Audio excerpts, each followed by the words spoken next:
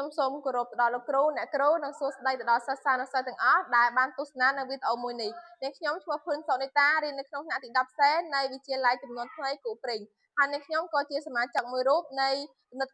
ក្លឹបគណិតផងដែរហើយនៅក្នុងថ្ងៃនេះអ្នកខ្ញុំនឹងមកបកស្រាយនៅខ្លឹមសារ 4.2.6 គឺជាការដាក់កន្សំនៅក្រេតទី2តាមវិធីគុណខ្វែងអញ្ចឹងមុននឹងអាចគណនាលំហាត់របស់យើងបានយើងត្រូវមកដឹងអំពីជាទូទៅរបស់គេជាមុនសិនអញ្ចឹងចំពោះជាទូទៅគេបានប្រាប់យើងថាបើសិនជាយើងបើសិនមេគុណនៃកន្សំពហុធា ax ការ៉េដែល a ខុសពី1យើងអាចបំលែងវាទៅជាកតាទ្វេធាបានអញ្ចឹងយើងត្រូវធ្វើតាមជំហាននីមួយៗរបស់វាដែលទី1ហ្នឹងគឺយើងត្រូវយកគូដំបងនៃលំហាត់ដែលគេឲ្យហ្នឹងនៃa x ការ៉េបូក bx បូក c ហ្នឹងមកបំបែកទៅជាទូទី1នៃកតាទ្វេធានីមួយៗហ្នឹងហើយជំហានទី2យើងត្រូវយកទូ c នៃ ax ការ៉េបូក bx បូក c ហ្នឹងទៅបំបែក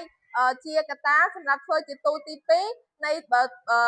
កតាទ្វេធានីមួយៗហ្នឹងហើយបន្ទាប់មកទី3ហ្នឹងគឺយើងចាប់ផ្ដើមប្រើប្រាស់ប្រមាណវិធីគុណកំណត់ទ្វេធានីមួយៗហើយព្យាយាមរកទូកណ្ដាលដែលទូកណ្ដាលរបស់យើងគឺជា bx នេះឲ្យបានត្រឹមត្រូវមានន័យថាយើងព្យាយាមរកចម្លើយធ្វើម៉េចឲ្យស្មើនឹង bx មកវិញឲ្យបានត្រឹមត្រូវនោះទើបលំហាត់របស់យើងបានត្រឹមត្រូវអញ្ចឹងដើម្បីឲ្យយល់កាន់តែច្បាស់យើងមកសង្កេតមើលលំហាត់ទាំងអស់គ្នាដែលលំហាត់របស់គេហ្នឹងគឺគេ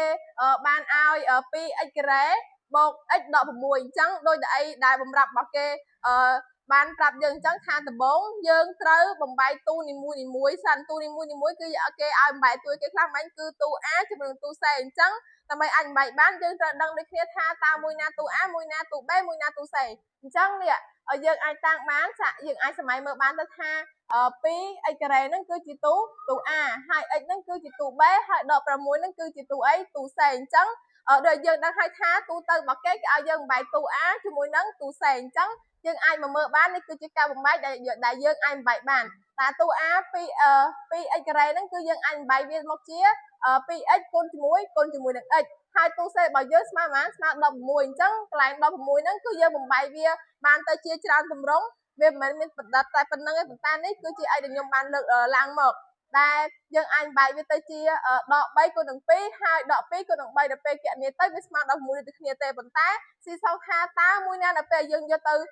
ធ្វើប្រមាណវិធីគុណហើយមួយណាគឺវាស្មើទូកណ្ដាលទើបយើងអាចយកវាទីចម្លើយត្រឹមត្រូវបានអញ្ចឹងយើងមកមើលទាំងអស់គ្នាដែលដំបូងហ្នឹងគឺយើងត្រូវធ្វើប្រមាណវិធីគុណខ្វែងទៅតាមជំហានទី3ដែលគេឲ្យយើងធ្វើ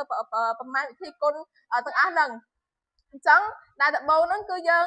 ត្រូវគុណខ្វែងហ្នឹងគឺយក 2x គុណជាមួយនឹង2បាន 4x ហើយ x គុណជាមួយនឹងដក3បានប៉ុន្មានបានដក 3x អញ្ចឹងដល់ពេលយើង